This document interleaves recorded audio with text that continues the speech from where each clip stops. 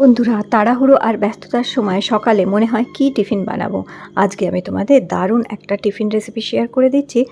সকালে তাড়াহুড়োয় এই টিফিন রেসিপিটা তৈরি করে দিয়ে বাচ্চাদের টিফিনেও দিতে পারো এবং বড়রা প্রত্যেকেই খেতে ভালোবাসবে এবং এটা খুবই একটা হেলদি রেসিপি হচ্ছে। তো এখানে দেখো আমি 2 চামচ সাদা তেল দিয়ে দিয়েছি। তোমরা চাইলে তেলের বদলে বাটার ইউজ করতে পারো অথবা তেল আরও কমও দিতে পারো। তো এখানে আমি 2 চামচ সাদা তেল দিয়ে একটুখানি ছোলার ডাল, অল্প 1 চামচ ছোলার ডাল এই তেলের মধ্যে দিয়ে দিলাম। দিয়ে একটু নাড়িয়ে চাড়িয়ে নেবো ছোলার ডালটা। তারপরে এখানে দেখো বিউলির ডাল হচ্ছে, এখানে 1 বড় চামচ বিউলির ডালও আমি তেলের মধ্যে দিয়ে দিলাম। দিয়ে একটু ছোলার ডালটা হালকা লালচে হলে তারপর বিউলির ডালটা দিয়ে একটু হালকা করে ব্রাউন করতে হবে, বেশি না, হালকা ব্রাউন হয়ে গেলে তারপর 1 চামচ সর্ষে এখানে ফোড়ন দিচ্ছি আর অল্প একটুখানি ছোট চামচের হাফ চামচ একটু মেথি দানা ফোড়ন দিয়ে দিলাম। তো এইভাবে এটা ফোড়ন দেওয়ার পরে এবার একটা মশলা তৈরি করে নেব। দেখো আগারও রিগাল এই পার্সোনাল ব্লেন্ডারটা ভীষণ ভালো, এর মধ্যে যে কোনো মশলা তৈরি করা খুব সুবিধা। আমি এখানে 2টো টমেটো পেস্ট করে নিচ্ছি। তো এটা 3টে জার পাওয়া যায়, 2টো ব্লেড আছে, blending blade and grinding blade. তো ব্যাস ছোটো রান্নাঘরের মধ্যে খুব সুবিধা রাখতে এটা, আর ঝট করে যে কোনো জিনিস, যে কোনো মশলা বলো, চাটনি বলো, মিল্ক শেক বলো, কিংবা কোনো কিছু ব্লেন্ডিং করতে হলে ঝটপট করা যায়। তো এটাতে দেখতেও খুব সুন্দর লাগে এটা। তো দেখো এখানে আমার টমেটো পেস্ট হয়ে গেছে। তো 2টো টমেটো পেস্ট করে রেখে নিলাম। এবার আরেক দিকে আমি জল গরম করে নিচ্ছি, 2 থেকে 3 কাপ জল গরম করে নেব। আর এখানে জল বসিয়ে দিয়েছি। তো 2-3 কাপ মতন জল একটু আগে গরম বসিয়ে দিতে হবে এখানে। আর এরপর অল্প একটু হাফ চামচ মতন নুন এর মধ্যে দিয়ে দিচ্ছি। আর এইবার দেখো এখানে আমি নিয়ে নিয়েছি দিশানোর এই পাস্তাটা, দিশানোর এই অ্যালবো পাস্তাটা নিয়ে নিলাম 1 কাপ। দিশানোর এই পাস্তাটা দুরুম উইথ সেমোলিনা দিয়ে তৈরি এই পাস্তাটা। এর মধ্যে কোনো ট্রান্স ফ্যাট নেই, কোনো zero cholesterol, no trans fat, no added preservative, এর মধ্যে কোনো কালার, কোনো প্রিজারভেটিভ নেই। আর এটা সেমোলিনা দিয়ে তৈরি, তাই এটা খাওয়াও ভালো আর গুড সোর্স অফ প্রোটিনও হচ্ছে এটা।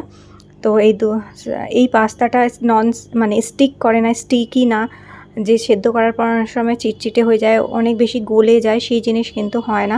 এবং এটা ডাইরেক্ট আগে থেকে সেদ্ধ না করে এটা ডাইরেক্টও ইউজ করে তৈরি করা যায়, যেটা আগে আমি প্রচুর রেসিপি তোমাদের শেয়ার করেছি। অবশ্যই পাস্তা রেসিপিগুলো আমার দেখবে, একদম নতুন নতুন ধরনের পাস্তা রেসিপি আমি তোমাদের শেয়ার করি। তো এখানে জলটা একটু গরম হয়ে যাওয়ার পর আমি 1.5 কাপ পাস্তা এখানে দিয়ে দিলাম। 1.5 কাপ এই যে দিশানোর দুরুম উইথ সেমোলিনা এই অ্যালবো পাস্তাটা দিয়ে দিয়েছি এখানে। এবার এটাকে একটু সেদ্ধ হবে, 7-8 মিনিট মতন সেদ্ধ করে নেব। তো দেখো এখানে খুব সুন্দরভাবে পাস্তা সেদ্ধ হয়ে গেছে। আর তোমরা দেখতেই পাচ্ছ জলটা খুব বেশি স্টার্চিও না, আর পাস্তাগুলো কত সুন্দর সেদ্ধ হয়েছে, একদম ছাড়া ছাড়া আছে, স্টিকিও হয়নি। তো পাস্তা সেদ্ধ হয়ে যাওয়ার পরে এক্সট্রা জলটা ফেলে দেবো, আর ছাঁকার দরকার নেই, জাস্ট এক্সট্রা জলটা ফেলে দিলেই হবে, কিংবা জল থেকে তুলে নিলেই হবে, কারণ এটা স্টিক করে না সেই কারণে। এবার এদিকে যে ফোড়নটা আমি তৈরি করে রেখেছিলাম, গ্যাসটা আমি অফ করে দিয়েছিলাম। ফোড়নটা একটু ভাজা হয়ে গেলে গ্যাসটা অফ করে দিয়ে বাকি জিনিসগুলো রেডি করে নিয়েছিলাম। এবার পাস্তাটা দিয়ে দিলাম, আর দিয়ে দিলাম এখানে 1 মুঠো মতন কারি পাতা। পাস্তা আর কারি পাতাটা দিয়ে এবার গ্যাসটা অন করে দিয়ে এবার আস্তে আস্তে এটাকে নাড়িয়ে চাড়িয়ে নিতে হবে। আর ওপর থেকে টমেটো পেস্টটা দিয়ে দিলাম, যে 2টো টমেটো আমি পেস্ট করে রেখেছিলাম। তোমরা যদি আরেকটু এটাকে ক্রিমি আর আরেকটু টমেটো দিতে চাও তাহলে আরও বেশি টমেটো এখানে ইউজ করতে পারো। এবার স্বাদ মতন অল্প একটু নুন দিয়ে দিলাম, আর কাঁচা লঙ্কা কুচি দিয়ে দিলাম এখানে। তো আমার কাছে লাল কাঁচা লঙ্কাগুলো ছিল, সেগুলোই আমি এখানে কুচি করে দিয়ে দিয়েছি। ঝাল একটু বেশি খেতে চাইলে আরেকটু বেশিও কাঁচা লঙ্কা কুচি এখানে দিয়ে দিতে পারো। তো এইভাবে এটাকে এবার একটু নাড়িয়ে চাড়িয়ে নিতে হবে ভালো করে। পাস্তা তো অলরেডি সেদ্ধ হয়ে গেছে, বেশি সেদ্ধ করারও প্রয়োজন নেই এখানে।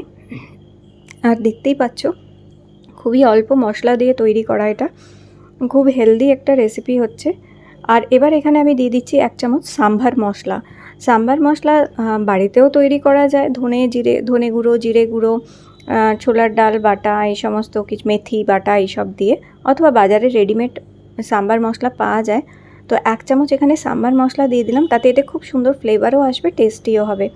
1 চামচ সাম্বার মশলা দিয়ে ভালো করে এবার এটাকে একদম লো ফ্লেমে আস্তে আস্তে মশলাটার সাথে এটাকে মেশাতে হবে, আর একটু ভাজতে হবে। তো দেখো কত সুন্দর গায়ে মাখা পাস্তা আমাদের রেডি হয়ে গেছে। তো আজকে আমি এখানে তোমাদের সাউথ ইন্ডিয়ান স্টাইলের পাস্তা শেয়ার করলাম, পুরো সাউথ ইন্ডিয়ান মশলা দিয়ে, আর অসম্ভব টেস্টি খেতে হয়েছিল। এটা এত ভালো খেতে লাগছিল এই পাস্তাটা, কোনো দিন তোমরা অবশ্যই ট্রাই করো এই কারি পাতা সাম্বার মশলা দিয়ে এইভাবে পাস্তা, সত্যি অসাধারণ খেতে লাগে।